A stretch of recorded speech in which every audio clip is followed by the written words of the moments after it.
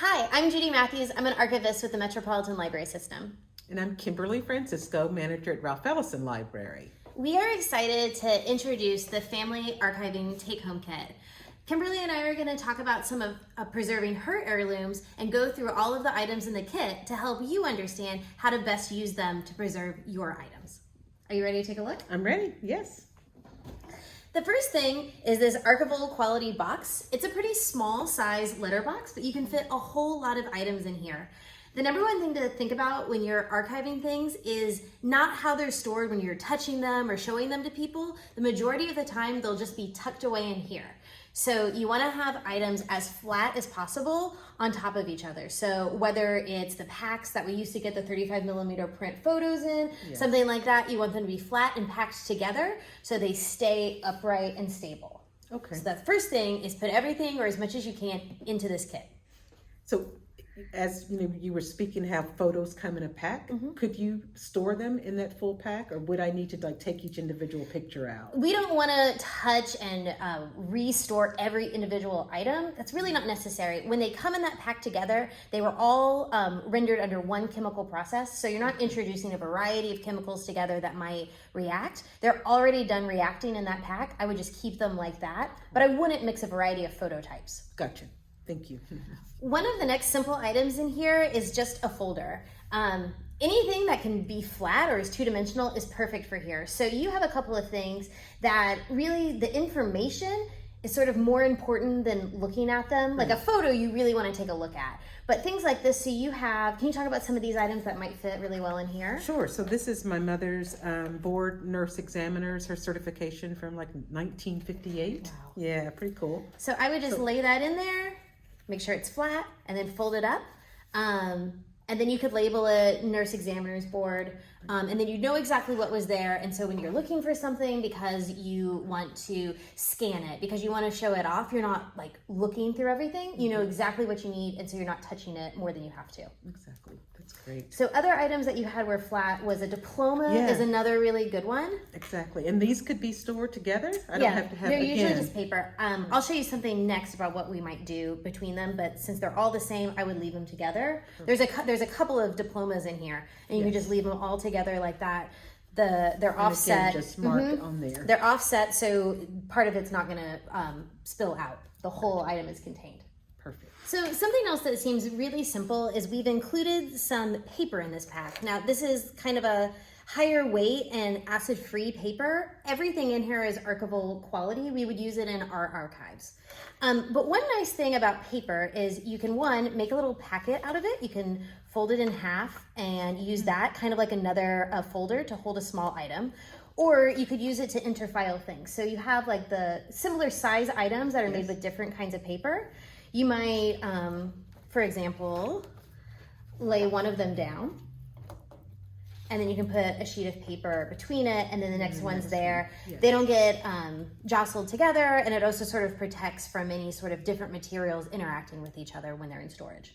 So you could have a photo in there, and then a piece of paper, and then a newspaper print would be fine? Absolutely. Okay. Yes. One other exciting thing you can do with paper is to preserve things. So you have some newsprint here. Yes. And newspaper is not meant to be stored even as long as this. It degrades very quickly. It's a really ephemeral thing. So you can save it as long as you can, but we always encourage people to make just copied facsimiles of them. So just come here to the library, use our machine. You can ask to put your paper in and run copies there, or go to Kinko's, run copies anywhere you can. So I would take some of these and just make a copy, save that, maybe in one of these others, and then just have the paper there to show people when you want to talk about, here's my wedding notice, here's an important article about somebody in my family. That's cool. That's the best way to preserve newspaper. Because they're about on their last. Yes, even in museum environments, newspaper degrades very, very quickly. It's just not made for that. Okay, so the next item we have are these paper envelopes, and they are what's called buffered. They have neutralizing agents because most stuff that we have, newspapers, photographs, they're acidic. So these are treated a little bit to stop the acids from leaking out, and they just stabilize the documents so they last longer. But they're great for anything. They you can't see through them, unlike things. So I usually don't put photos in these. Okay. Really great things are, you have this pen, Yes. things that are bulky, things that could damage really fragile items, either like newsprint, photos. That's really great to put into something like this. And then it's protected and it won't hurt other items. Yeah. You could put multiple pieces of metal in there, any sort of small ephemeral items like that. This is a great way to use it. Yeah. So it's kind of hard to figure out a way to store something like that. This is all you need. So if you were storing newspaper or newsprint, should you always lie it flat or As flat as you can. as flat as you can? Because you'll start to see the crease there. Well, that's what this was folded into multiple. Yeah, and I would never use tape to keep something together because that will degrade and then tear stuff. I would never use a rubber band because you'll get like a little rubber band mark around it. Don't put things together. I would just make a folder with that paper to say these are all alike, or this is all correspondence from January. These are all Christmas cards. Okay. Hold things together like that. We don't encourage the use of tape, rubber bands, paper clips, anything like that. All right, because they'll damage. Absolutely, yeah. So these are clear sleeves, and what's really neat about them is you can put something in it that's fragile and then pass it around. So you want to put some of these great family photos in here. Yes. This People one? often ask, do I need to wear gloves when I'm handling things? And you can if you think that you'll still have the dexterity to use them, but just washing your hands is enough. Sometimes gloves make you clumsier. Okay. And you could tear things or damage things more than when you didn't intend to. So I really don't encourage gloves. These are cool just because it's my, on the one side, I don't know how many we can get in here actually, but You might put the other one sideways. oh, that's a great idea. So grandparents are my Wow. grandmother and her brother on that side, and then her only child, my mother, on the other, which is really pretty cool. Yeah. Which I love looking at these because like I was telling you, this is Northeast 4th and High.